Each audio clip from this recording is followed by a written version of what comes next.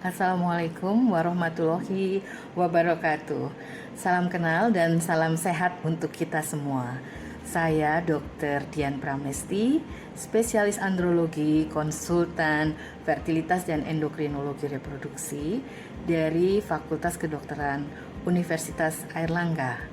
Selamat bertemu pada mata kuliah penerapan prinsip embriologi dasar untuk kepentingan klinis.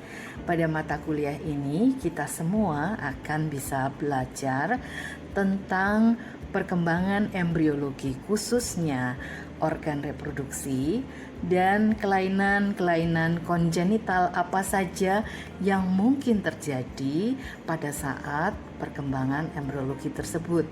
Kemudian kita juga bisa belajar bagaimana menerapkan prinsip-prinsip embriologi pada teknologi reproduksi berbantu dan juga bagaimana penerapan prinsip embriologi untuk teknologi dan pengaplikasian stem cell sebagai upaya pengobatan regeneratif. Selain itu, kita juga bisa belajar mengenai terapi gen berbasis perkembangan embriologi dan juga tentang organ on a chip, teknologi terbaru yang sekarang digunakan untuk mempelajari bagaimana respon organ-organ tertentu terhadap obat baru atau obat yang sedang diteliti. Nah, menarik bukan? Maka dari itu kita siapkan semangat kita untuk belajar.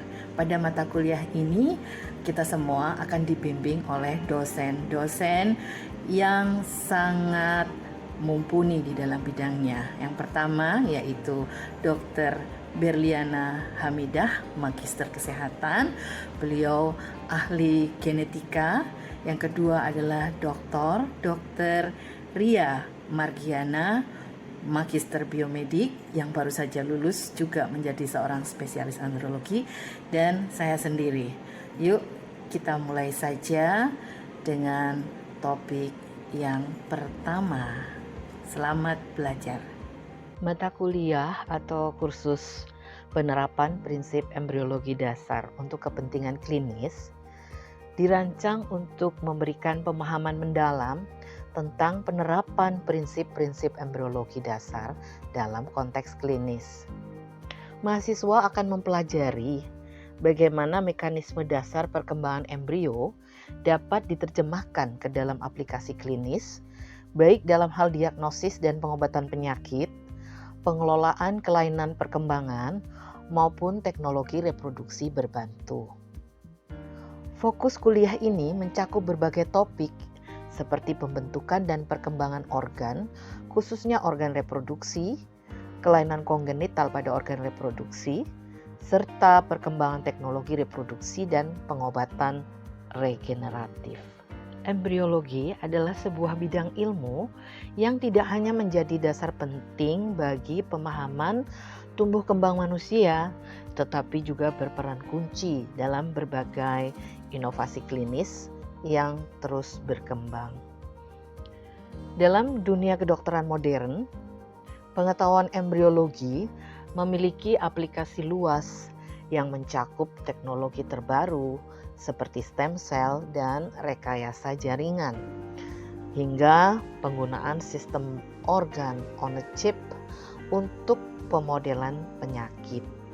Semua ini akan membuka jalan bagi alternatif terapi yang lebih personal dan regeneratif di masa depan. Perkuliahan ini dibagi menjadi beberapa topik yang akan membantu Anda memahami dan menerapkan prinsip-prinsip embriologi dalam konteks klinis. 1. Mekanisme pembentukan dan perkembangan organ reproduksi, di mana kita akan membahas bagaimana organ-organ tersebut terbentuk dan berkembang selama embriogenesis. 2. Abnormalitas perkembangan dan kelainan kongenital organ reproduksi yang akan membawa Anda pada kelainan bawaan yang berkaitan dengan sistem reproduksi. 3. penerapan teknologi reproduksi berbantu dalam embriologi dengan fokus pada cara-cara klinis memanfaatkan pengetahuan embriologi untuk mengatasi masalah infertilitas. 4. Stem cell dan rekayasa jaringan dalam pengobatan regeneratif yang akan menjelaskan penggunaan sel punca dan teknik rekayasa jaringan untuk tujuan terapi. 5. Pemahaman embriologi dalam pengembangan terapi gen, di mana kita akan mendalami bagaimana embriologi mendukung perkembangan terapi gen yang inovatif. 6.